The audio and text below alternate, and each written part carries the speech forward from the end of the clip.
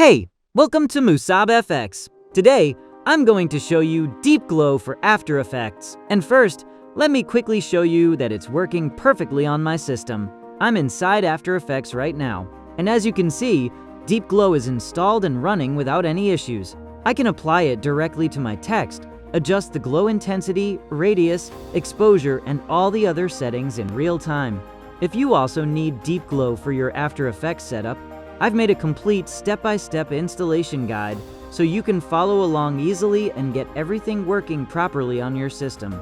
I'll show you where the plugin needs to be installed, how to find it inside After Effects, and how to check that everything is working correctly. For the installation resources and an authorized copy of the plugin, join the Musab FX Telegram community. The link is available in the description below.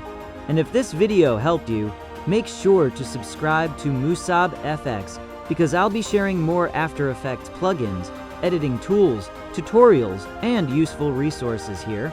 Thanks for watching, and I'll see you in the next one.